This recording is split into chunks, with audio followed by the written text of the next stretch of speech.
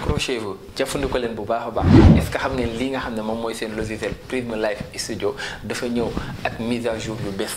en 2025 waaw mise à jour en 2025 ci sa li nga xam ne moom mooy sa logiciel Prism Live Studio léegi la fii ci Bprod TV.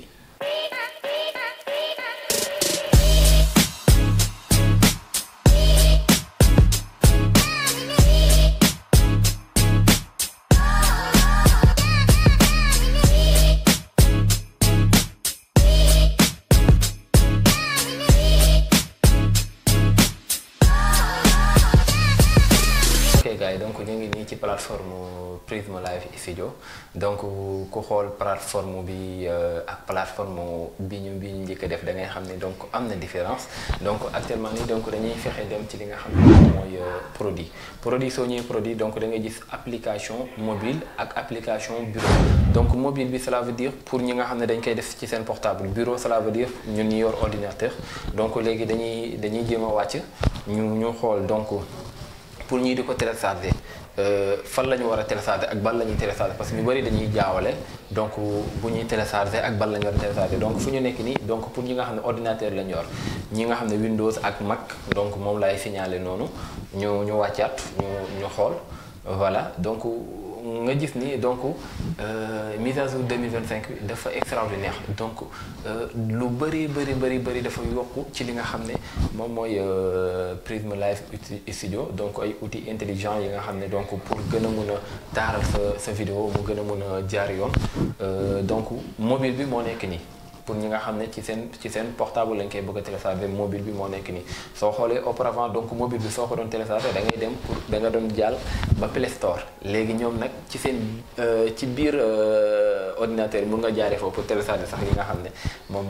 mooy mobile bi donc pour wax leen ne nag donc gars yi dañoo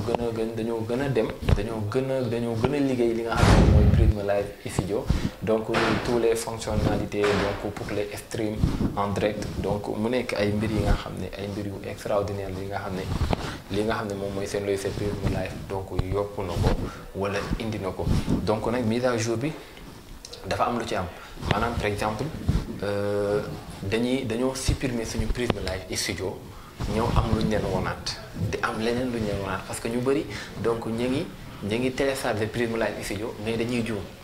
dañuy jaawale ñii dañuy télécharger ay lens suñ télécharger lens bi rek donc moom mooy waral ñuy am problème yu bëri ñun nag lu tax ñu jël suñ temps di wàcc commencé ci kaw di wàcc di leen won donc dañ leen di won ni dafa am changement bu am ci affaire bi léegi nag nan ngay mën a def fan ngay jaaree pour télécharger soo télécharger ba pare parfois nga télécharger mu am lu mu bañ wala mu am lu mu affiché su amee lu mu affiché am na lu ko waral ak lu tax loolu moo tax suñu Prism Live Studio ñun dañ ko dindi dañ ko enlever buñ ko enlever nag ñëw duggaat ci page bi ñëw pour wol leen donc nu ñuy def pour télécharger li nga xam ne moom mooy sa logiciel Prism Live Studio ci mise à jour 2025 donc ñu ngi noonu lii yëpp ci ma ngi nekk ci logiciel bi lii yëpp ma ngi nekk ci li nga xam ne moom sax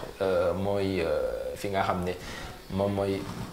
plateforme bi di moins plateforme bi dafa gën a yaatu auparavant soo doon dugg li nekk en tête rek ngay gis li nekk en tête rek ngay gis ak téléchargement voilà léegi nag dafa gën a yaatu donc aussi tamit su ngeen gisee ni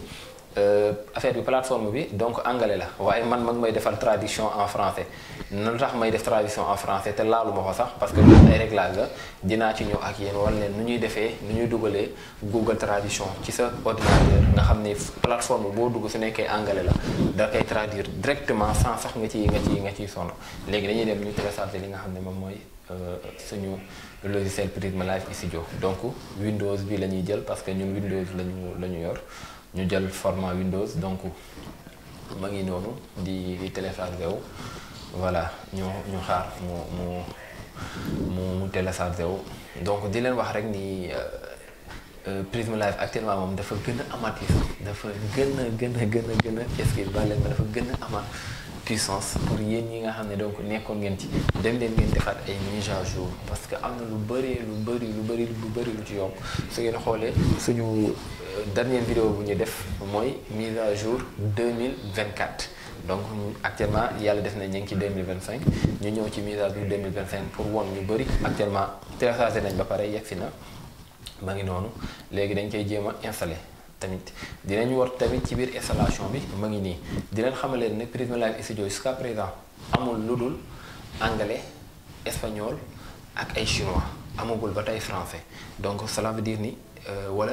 wax leen ni Prisma Live Studio chinois yi ñoo ko créé ñoom ñoo créé li nga xam ne moom mooy logiciel Prisma Live Studio anglais lañ ciy wax soo duggee ci yenn affaire ak ay chinois loolu rek nga ciy gis donc logiciel bi tijjeeku na léegi ñu bës star ñu jéem a tijji logiciel bi ñu xool léegi fii nag def naan ñu pour ñu connecté wu suñu Facebook wala suñu Google wala suñu Tweet wala yeneen kii yu ñu am léegi dañuy dem suñu Google ñu jéem a synchroniser ko ak suñu compte mail bi nekk foofu noonu suñu compte mail bi moo nekk noonu BMPROD TV donc moom lañ koy jéem a synchroniser noonu ñu synchroniser ko ñu xool ñu bës continuer ñu xool ñu bës continuer ñu xool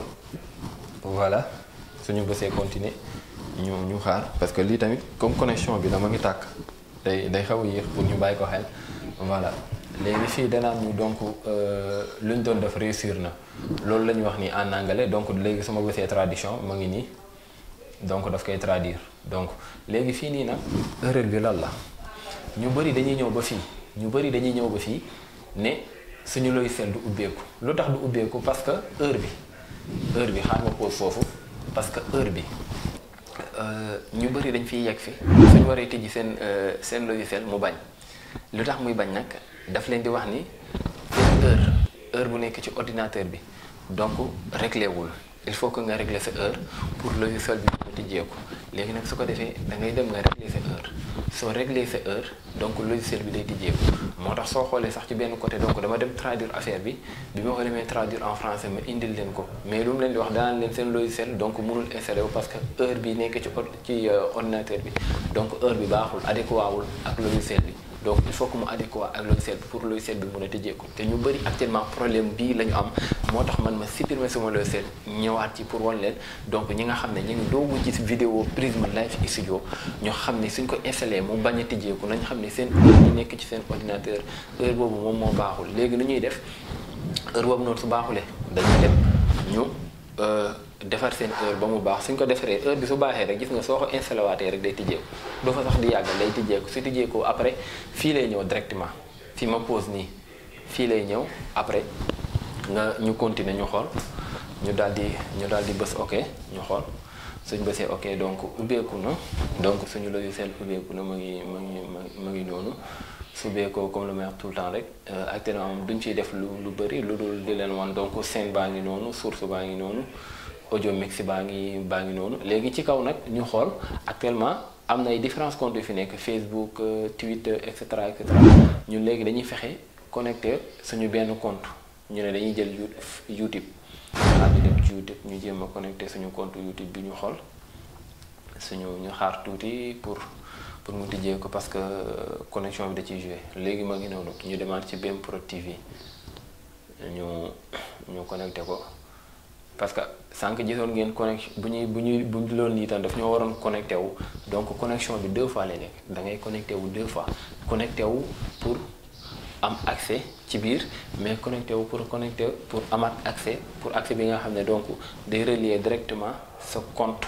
YouTube ak sa Prisma Live Studio moo tax fii mag naa ñu lorsque vous accordez accès à Prisma Live Studio pourra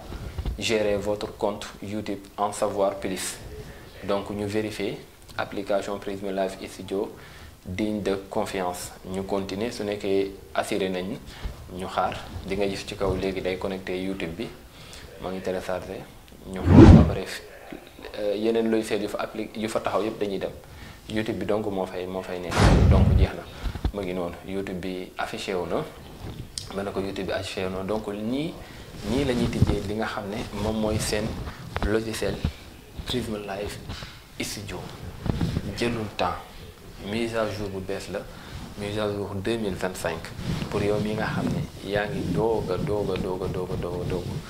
gis li nga xam ne moom mooy vidéo Prisma Live Studio ci en 2025 jàppal ni li nga xam ne mooy logiciel Prisma Live Studio démarré nañ ko depuis 2024 def nañ ci lu mu bon benn 8 wala 9 vidéo jàngale ci lu bëri soo retourné waatee incha allahu rabbi ci ginnaaw dinañ dugal li nga xam ne donc moom mooy playlist bi nga dem nga toppaan ci playlist bi xool lépp lu leen ci jaaxal woon leen ñu ko wala envoyé leen ñu ko ci commentaire yi bu soobee suñu borom donc dinañ leen wax dinañ leen expliquer waat te dinañ ñëwaat ci beneen vidéo bu ñuy ñëwaat ci côté Prism Live Studio dañuy ñëw defal leen vidéo complet xanaa vidéo complet defaguñ ko ci Prism Live Studio maanaam ñëw indi vidéo indi miniature indi logo indi heure teg suñu logo direct teg suñu leneen ak leneen baanaam maquiller affaire bi def ko habillé ko sax laa bëgg wax habillé ko ba soo ko gisee da nga naan lii nii nduróo ak lu may gis ci télé yi wala nduróo ak lu may gis ci seen YouTube yu mag yi wala nduróo ak lu may gis ci site internet yu mag yi donc noonu lañ leen koy wane defal leen ko wax leen ni ñu bëri dañuy jaawle naan VMix rek nga mun a defee yenn yi même sa Prism Live mën nga ko liggéey même sa OBS mën nga ko liggéey même sa Stream Lab mën nga ko def noonu mais lépp rek yow yaa koy créer sa bopp te création dafa am solo parce que comme lu wax rek gis nga muy yomb su yombee rek baaxul parfois nay métti ngay créer sa bopp pour di mën a génn sa bopp ci yenn situation yi mais su oyofee rek nga ne ni ñuy ñëw rek di maasale parfois di nga maasale ba dal ci benn doodaan bi nga xam ne soo fa dalee sooy wàcc da ngay gaañu donc yooyu tamit dañ koy éviter nañuy ñàkkanteel suñuy bopp nañuy créer suñu bopp parce que technique lii la technique du cadre am alal du cadre yëre bu taar wala nanga mais lii la xalaat xel bu sell moom mooy gérer technique donc amul ngand lu amul ponkal lu da ngay gis lu tuuti di gérer li nga xam ne sëñ bi tey ñi nekk ci ginnaaw mun nañ koo foog di ko yóbbu mais lii la leen ëpp mindset donc dañ ko bàyyi xel donc tey loolu la ñu indi woon ci li nga xam ne moom mooy seen formation Prism Live Studio mise à jour 2025 di tuub di jéggalu waaye di leen wax ni di leen abonné di leen like di leen partagé abonnement yi daf ñuy arrangé mais gis nga like bu ngeen di like nii pouce bi ngeen di bés nii pouce bu la boobu noonu daf ñuy gën a may courage dañu gën a may vidéo yi ñu koy gën a teg en tête te loolu daf ñuy arrangé parce que daf ñuy gën a may doole tamit ñuy gën a mën a toog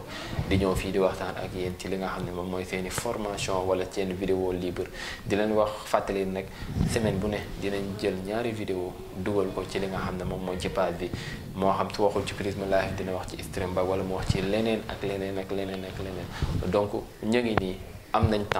temps libre bi nga xam ne dinañ gën a mën a ñëwaat di leen gën a mën a expliquer waaye di leen wax rek bépp lu seet bu leen jaaxal bi nga xam ne gisaguñ ko ñun te gis ngeen ni waxaguñ ci def leen ñu ko envoyé leen ñu ko commentaire wax leen ñu donc ñu ñëw def ko mais aussi tamit vidéo bi ñu mujjee dugal nga xam ne dañ doon waxtaanee nu ñuy def pour ajouter li nga xam ne moom mooy suñu caméra ci suñu Streamlab su ngeen bàyyee xel vidéo boobu noonu son bi dama leen di expliquer lu ndaw balaa maa jàll balaa ñëw tëj son bi seen ko bàyyi xel son bi si wax ba mu yàgg si ñuy wax ba mu yàgg da ngeen di jékki-jékki gis son bi dafa am benn vide su amee vide après wax bi ñëwaat mu amaat vide après wax bi ñëwaat loolu lu tax ñu def ko dafa am leen lu ñu bëgg a indi wala lu ñu bëgg a jàngale moo tax ñu def suñu son boobu noonu pour gars yi bàyyi ko xel donc parce que dañoo bëgg su nekkee ñi nga xam ne donc réglage son neex na leen ñu ñëw ñu won leen donc nu ñuy defee réglage boobu nga xam ne comme par exemple tey sooy def direct ci sa ordinateur wala ngay enregistrer dara